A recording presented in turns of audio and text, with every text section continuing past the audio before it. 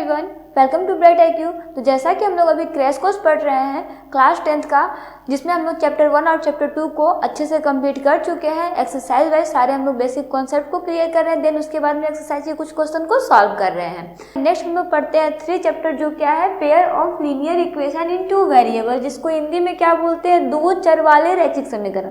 तो सबसे पहले हम समझते हैं कि चैप्टर का मतलब क्या होता है। चैप्टर में क्या बोला गया है, 2 चर। 2 चर का मतलब क्या हो गया, 2 वेरिएबल, सपोज x और y, 2 हम लोग वेरिएबल ले लेते हैं, x प्लस y क्या हो गया, 2 वेरिएबल हो गया वाले रैखिक समीकरण। अब देखो x और y का हाईएस्ट पावर कितना है, 1 है। तो किसी भी वेरिएबल का हाईएस्ट पावर अगर 1 रहे तो वो क्या होता है, रैखिक होता है, लीनियर होता है। अब बात करते हैं समीकरण का। जैसे ही हम लोग यहाँ पे इक्वल करते हैं, इक्वल में आप कुछ भी लिखो तो ये क्या बन जाता है, समीकरण बन जाता है।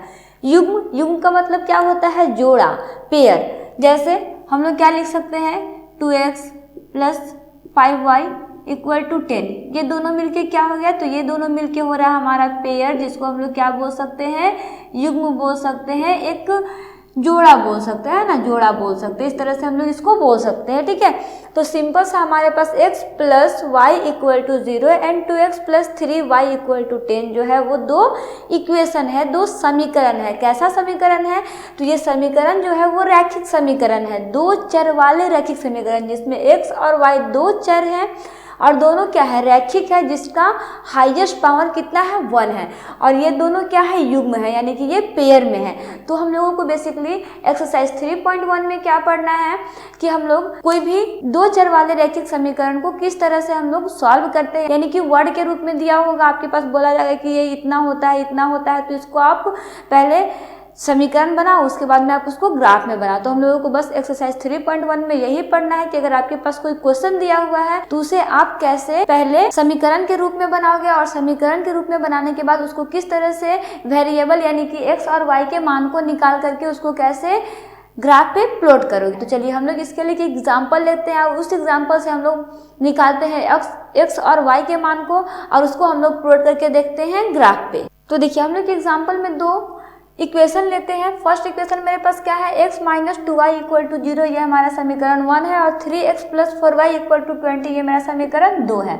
अब चलिए इससे हम लोग सीखते हैं कि किस तरह से हम लोग पहले x और y यानी कि वेरिएबल के मान को निकालते हैं, क्योंकि हम लोग सबसे पहले निकालना होगा मान।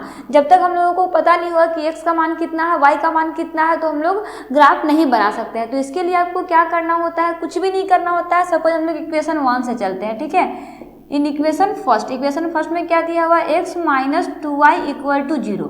अब आपको अपने मन से या तो x की जगह पे कुछ पुट करना है, या तो फिर y की जगह पे कुछ नंबर को पुट करके इसको सॉल्व करना है। और आपको नंबर ऐसा पुट करना है कि इसको सॉल्व करो तो आपका नंबर जो है वो इस नंबर के आसपास में ही है, यानी कि आपका जो नंबर है वो 1 आए, 2 3 4 5 इस तरह से ज़्यादा बड़ा नंबर ना आए, ठीक है।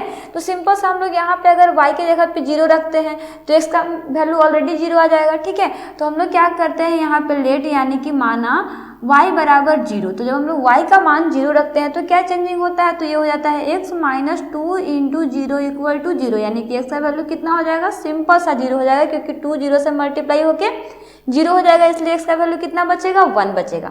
अब नेक्स्ट हम लोग एक और वैल्यू इसका निकाल लेते हैं, क्योंकि ग्राफ आपको बनाने के लिए टोटल 2 या 3 पॉइंट निकालने पड़ते हैं, ठीक है। नेक्स्ट हम लोग y का मान 1 रखते हैं। जब y का मान 1 रखेंगे तो इसमें क्या चेंजिंग आएगा, तो इसमें ये हो जाएगा x minus 2 into 1 equal to 0, यानी कि x इक्वल टू कितना हो जाएगा, 2 हो जाएगा। 2 क्यों होगा, क्योंकि 1 और 2 मल्टीप्लाई होकर कितना हो जाएगा, -2 हो जाएगा, और -2 इक्वल टू के अदर साइड में जाकर के +2 हो जाएगा, इसलिए x इक्वल टू क्या निकल जाएगा, +2। यानी कि अगर हम लोग देखिए यहाँ पे, तो हम लोग इक्वेशन फर्स्ट से 2 पॉइंट निकाले हैं। क्या 2 पॉइंट निकाले, उसको हम लोग यहाँ पे लिख लेते हैं, जैसे x और y। तो जब हम लोग y का मान 0 रखे तो x का मान कितना आया, 0 आया। उसके बाद में जब हम लोग y का मान 1 रखे तो x का मान कितना आया, 2 आया। ये मेरा कौन सा समीकरण से बना, तो ये मेरा समीकरण 1 से बना। इसी तरह से हम लोग सेकेंड समीकरण से भी 2 वैल्यू को निकालेंगे, ठीक है। जैसे इक्वेशन सेकेंड में क्या दिया हुआ है, तो इक्वेशन सेकेंड में यानी कि समीकरण 2 में हमारे पास दिया हुआ है 3x plus 4y equal to 20। हम लोग लेट करते हैं, देखो इसको सोच समझ के लेट करना है ना, क्योंकि अगर आप अच्छे से लेट नहीं करोगे तो फिर आपका ये नंबर नहीं कटेगा। जैसे अगर मान लो कि अगर हम लोग यहाँ पे 0 रखते हैं, y इक्वल टू 0 रखते हैं तो ये तो खत्म हो जाएगा, लेकिन यहाँ पे ये x के साथ 3 जो है वो गुणा में है, इक्वल टू के अदर साइड में जाके वो भागा में हो जाएगा, यानी कि ये 20/3 हो जाएगा, तो वो कटेगा नहीं।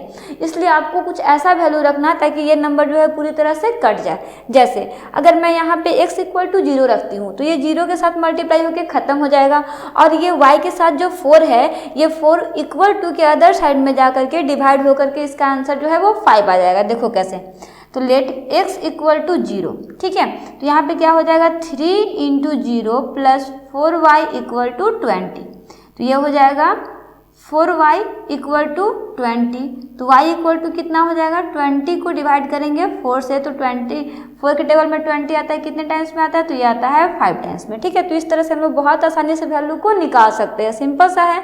x का मान 0 रखे, 0 से इसको गुना करेंगे खत्म हो जाएगा, 4y बचेगा, इधर y के साथ 4 जो है वो गुना में है, इक्वल टू के अदर साइड में जाकर के वो भागा में हो जाएगा, भागा हो गया कितना हो जाएगा, ये 5 हो जाएगा। तो देखो ये कैलकुलेशन ना आपको थोड़ा सा दिमाग से करना पड़ेगा पहले से, ताकि आप उसको डिवाइड करो तो आपका नंबर जो है वो बट्टे के फॉर्म में नहीं है, आपका इस तरह से कोई नंबर है, ताकि आप उसको ग्राफ में आसानी से प्लॉट कर सको।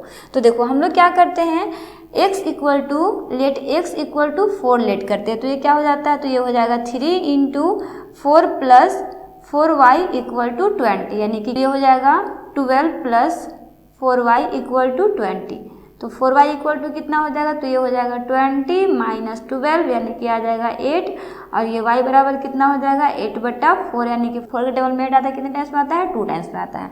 तो इस तरह से हम जब x का वैल्यू 0 रखे तो y का वैल्यू कितना आया, 5 आया, x का वैल्यू 4 रखे तो y का वैल्यू कितना आया, 2 आया। समीकरण 2 से आया, इसको भी हम लोग यहाँ पे लिख लेते हैं साइड में। देखो इसको बॉक्स बना के इसलिए लिखा जाता है ना, ताकि आपको समझ में आए, और आपको जब ग्राफ बनाओ तो आपको समझ में आ जाए कि मैं किस पॉइंट से ग्राफ बना रही हूँ, ठीक है, इसलिए इसको इस तरह से लिखा जाता है। एग्जामिनेशन में भी इस तरह से लिख के बना सकते हो, पहले आपको इक्वेशन लिखना है, फिर इक्वेशन 1 से इसको सॉल्व करना है। अगर आपके पास स्पेस है तो नीचे लिखो, नहीं स्पेस है तो इस तरह से लिख दो, फिर सेकंड में भी आप इस तरह से लिख करके बना सकते हो, उससे कोई प्रॉब्लम नहीं है, ठीक है। तो जब हम लोग x का मान 0 रखते हैं तो y का मान कितना आता है, 5 आता है। जब हम लोग x का मान 4 रखते हैं तो y का मान कितना आता है, 2 आता है। चलिए अब हम लोग इसकी हेल्प से बनाते हैं ग्राफ, बहुत आसान है। सिंपल सा ग्राफ में क्या होता है कि हम लोग पहले 2 लाइन बनाते हैं, क्योंकि क्या होता है, एक ये होता है x अक्ष और ये होता है y अक्ष। मेरे पास हाईएस्ट नंबर कितना है, 5 है, यानी कि हमारे पास जो नंबर लाइन होगा वो कितने का होगा, 5 या 6 का होगा, ठीक है। हम लोग 5 का बनाते हैं, 1 2 3 4 5, ठीक है। यहाँ पे देख लो 1 2 3 4 5, ठीक है। इधर में देखो इक्वल टू के राइट साइड में आप अपने हाथ से देखोगे, राइट साइड में जो होता है वो सारा पॉजिटिव नंबर यानी कि धनात्मक संख्या होता है, ऊपर में भी धनात्मक संख्या, नीचे में और लेफ्ट साइड में सारा ऋणात्मक संख्या होता है, यानी कि नेगेटिव नंबर होता है, ठीक है। इधर हो जाएगा -1 -2 -3 -4 एंड -5, ठीक है। ऊपर में भी प्लस हो जाएगा 1 2 3 4 5, ठीक है। यहाँ पे मिड में कितना होता है, ये 0 होता है। इधर हो जाएगा 1 2 3 4 5, इधर हो जाएगा -1 -2 -3 -4 एंड -5। इसी तरह से इधर भी हो जाएगा -1 -2 -3 -4 एंड -5। सिमिलरली उसी तरह से ऊपर में क्या हो जाएगा, पॉजिटिव हो जाएगा 1 2 3 4 एंड 5। अब देखिए हम लोग समीकरण 1 में देखते हैं। समीकरण 1 में मेरा 2 पॉइंट कितना निकला है, x equal to 0 y equal to 0, बिल्कुल ये यहीं पे बनेगा, जहाँ पे क्या है x का मान भी 0 है, y का मान भी 0 है। नेक्स्ट में क्या हो रहा है, x का मान 2 है, यहाँ पे है, y का मान कितना है, 1 है, यहाँ पे है। इसको सीधा में कहाँ पे आएगा, तो ये आ जाएगा यहाँ पे, ठीक है। तो यहाँ पे क्या हो रहा है, मेरा x का मान 2 और y का मान 1 हो रहा है। तो हम लोग जो लाइन ड्रॉ करेंगे वो कैसे ड्रॉ करेंगे, तो वो लाइन जो होगा वो बिल्कुल इस तरह से इस नंबर को कट करते हुए होगा, ऐसे ना। देखो मैं सीधा लाइन नहीं बना पा रही हूँ, लेकिन आप जब ग्राफ पेपर में बनाओगे ना तो आपका बिल्कुल ये लाइन जो है एकदम सीधा बनेगा, स्ट्रेट बनेगा, ठीक है। तो यहाँ पे 0 0 हो गया, ये 2,1 हो गया। इसका समीकरण हम लिखते हैं, किस समीकरण का है, तो ये है मेरा graph x - 2y equal to 0 का ये ग्राफ बना है, ठीक है। उसी तरह से हम लोग किसका ग्राफ बनाते हैं, इक्वेशन सेकंड का बनाते हैं, जिसमें मेरे पास क्या है, x का वैल्यू 0 है लेकिन y का वैल्यू कितना है, 5 है। तो ये क्या हो जाएगा, 0,5 हो जाएगा, क्योंकि पहले हम लोग x अक्ष के जो बिंदु आता है उसको लिखते हैं, फिर y अक्ष के बिंदु को लिखते हैं, ठीक है। उसी तरह से जब हम लोग x का वैल्यू 4 रखते हैं तो y का वैल्यू कितना आता है 2 आता है। देखो ये बिल्कुल भी इसके सामने हो जाएगा, यानी कि ये कहाँ हो जाएगा, यहाँ पे हो जाएगा, ठीक है। यानी कि यहाँ पे कितना आ रहा है, तो ये आ रहा 4,2। जब मेरा ग्राफ बनेगा तो कैसे बनेगा, तो यहाँ से जो ग्राफ बनेगा इस लाइन को इंटरसेक्ट करते हुए बनेगा। देखो कैसे, ये लाइन कुछ सही बना है, तो इस तरह से ये बनेगा। इसका हम लोग ग्राफ का नाम दे देंगे। ये ग्राफ का नाम क्या है, इसका इक्वेशन 2 क्या है, तो मेरे पास है ये 3x + 4y = 20। तो देखो इस तरह से हम लोग बहुत ही आसानी से ग्राफ को बना सकते हैं।